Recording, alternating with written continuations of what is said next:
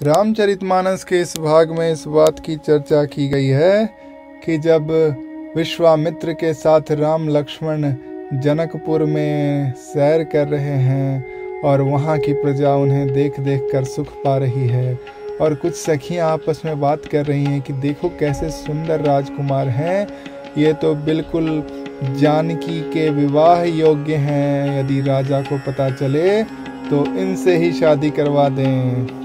और ऐसा जानकर ये भी बात कर रही हैं कि राजा ने जो प्रण लिया है शिव धनुष भंग करने का, उसका क्या होगा। तो आइए इस वार्तालाप को, इस प्रसंग को रामचरितमानस में सुनते हैं। जय श्री राम। देखन नगर भूप सुत आए, समाचार पुरवासिन पाए। धाये धाम काम सब त्यागी, मनहु रंक निधि लूटन लागी। जब पुरवासियों ने यह समाचार पाया कि दोनों राजकुमार नगर देखने के लिए आए हैं, तब वे सब घर बार और सब कामकाज छोड़कर ऐसे दौड़े मानो धन का खजाना लूटने दौड़े हों। निरखी सहज सुंदर दो भाई, हों ही सुखी लोचन फल पाई। जुबती भवन झरोखन ही लागी, निरख ही राम रूप अनुरागी। स्वभाव ही से सुंदर दोनों भाइयों को देखकर वे लोग नेत्रों का फल पाकर सुखी हो रहे हैं। युवती स्त्रियां घर के झरोखों से लगी हुई प्रेम सहित श्री रामचंद्र जी को देख रही हैं। कटहि परस्पर बचन सप्रीति, सखीन कोटि काम छवि जीती। सुर नर असुर नाग मुनि माही, शोभासी कहूँ सुनी अति नाही। वे आपस में बड़े प्रेम से बात कर रही हैं। हे सखी, इन्होंने करोड़ों कामदेव की छवि को जीत लिया है। देवता, मनुष्य, असुर, नाग और मुनियों में ऐसी शोभा तो कहीं सुनने में भी नहीं आती।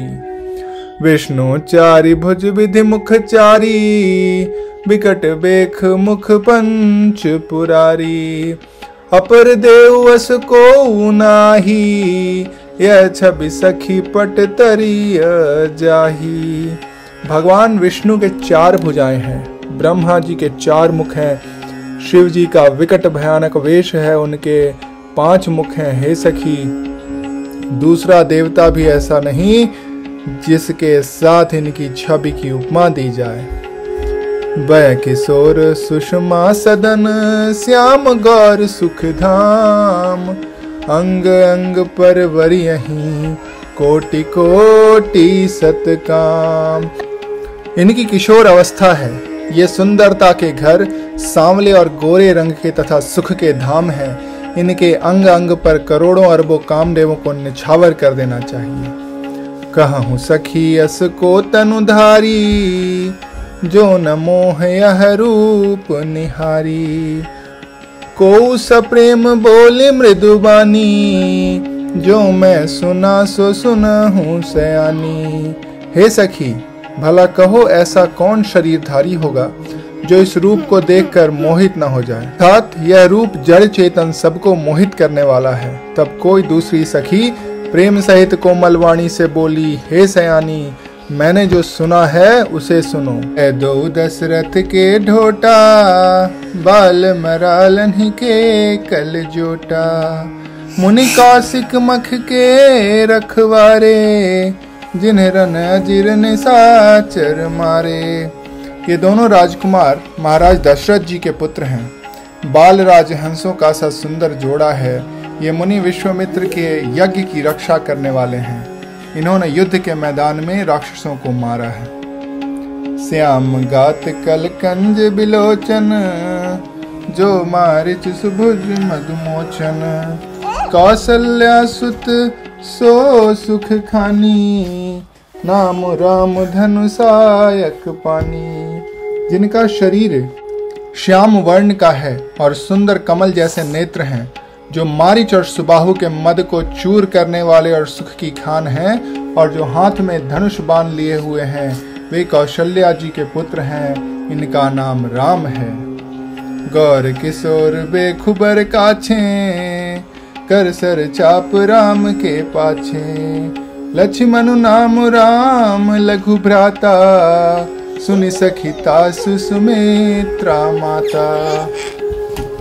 जिनका रंग गोरा और किशोर अवस्था है, जो सुंदर वेश बनाए और हाथ में धनुष बांध लिए श्री राम जी के पीछे पीछे चल रहे हैं, वे इनके छोटे भाई हैं। इनका नाम लक्ष्मण है। हे सखी सुनो, उनकी माता सुमित्रा हैं। विप्र काजु करि बंधु दो, मग मुनि बधु धारी। आए देखन चाप मख, सुनि हरखी सब नार।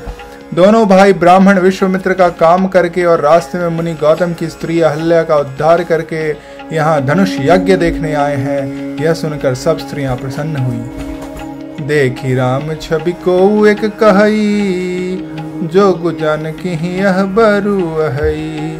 जो सखी नहीं देख नर नाहू, पन परि हहि हठ करई विबाहू।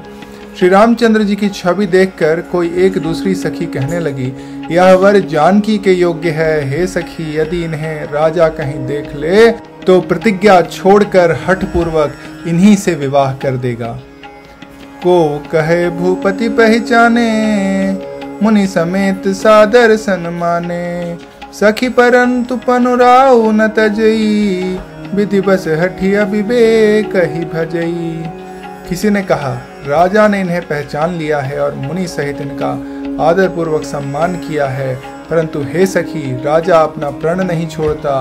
वह होनहारी के वशीभूत होकर हठ पूर्वक अविवेक का ही आश्रय लिए हुए है, प्रण पर अड़े रहने की मूर्खता नहीं छोड़ता। को कह जो भल हई विधाता, सब कह सुनिय उचित फल दाता। तो जान की ही मिली बरुएहू, नाहिन आली हाँ संदेहू। कोई कहती है, यदि विधाता भले हैं और सुना जाता है कि वे उचित फल देते हैं, तो जानकी जी को यही वर मिलेगा। हे सखी, इसमें कोई संदेह नहीं। जो विधि बस अस बने संजोगू, तो कृत कृत्य हो सब लोगू। सखी हमरे आरती अति ताते, कब हुक ए आवही यही नाते। जो दैव योग से ऐसा संयोग बन जाए तो हम सब लोग कृतार्थ हो जाएं। हे सखी, मेरे तो इसी से इतनी अधिक आतुरता हो रही है कि इसी नाते कभी ये यहाँ आवेंगे। नाही तो हम कहूँ सुनहु सखी, इन्ह कर दर्शन दूर। यह संघटु तब होई जब, पुण्य पुरा कृत भूर। नहीं तो विवाह न हुआ तो हे सखी सुनो, हमको इनके दर्शन दुर्लभ हैं। यह संयोग तभी हो सकता है जब हमारे पूर्व जन्मों के बहुत पुण्य हों। बोली अपर कहु सखिनी का, एहि बियाह अतिहित सब ही का। को कह शंकर चाप कठोरा, ए श्यामल मृदुगात किशोरा। दूसरी ने कहा, हे सखी, तुमने बहुत अच्छा कहा, इस विवाह से सभी का परम हित है। किसी ने कहा, शंकर जी का धनुष कठोर है और ये सांवले राजकुमार कोमल शरीर के बालक हैं। सब असमंजस हई सयानी, यह सुनि अपर कहई मृदुबानी। सखी न कह को अस कहीं, बड़ प्रभाव देखत लगवहीं। हे सयानी, सब असमंजस ही है। यह सुनकर दूसरी सखी कोमल वाणी से कहने लगी, हे सखी, इनके संबंध में कोई ऐसा कहते हैं कि ये देखने में तो छोटे हैं पर इनका प्रभाव बहुत बड़ा है। परसी जासु पद पंकज धूरी, तरी अहिल्या कृत अघभूरी। सो की रही बिनु शिव धनु तोरे, यह प्रतीत पर यह न भोरे। जिनके चरण कमलों की धूलि का स्पर्श पाकर अहिल्या तर गई, जिसने बड़ा भारी पाप किया था, वे क्या शिव धनुष बिना तोड़े रहेंगे? इस विश्वास को भूलकर भी नहीं छोड़ना चाहिए। जहीं बिरंची रची सिय सवारी, तहीं श्यामल बरु रचे ओ बिचारी। तासु वचन सुनि सब हर्षानी, ऐसे ही हो कहीं मृदुबानी। जिस ब्रह्मा ने सीता को संवार कर बड़ी चतुराई से रचा है, उसी ने विचार कर सांवला वर भी रच रखा है। उसके ये वचन सुनकर सब हर्षित हुई और कोमल वाणी से कहने लगी, ऐसा ही हो। हर्षहि वर्षहि सुमन सुमुखि सुलोचन वृंद, जाहि जहाँ जहाँ बंधु दो तह तह परमानंद। सुंदर मुख और सुंदर नेत्रों वाली स्त्रियां समूह की समूह हृदय में हर्षित होकर फूल बरसा रही हैं। जहाँ जहाँ दोनों भाई जाते वहाँ वहाँ परमानंद छा जाता।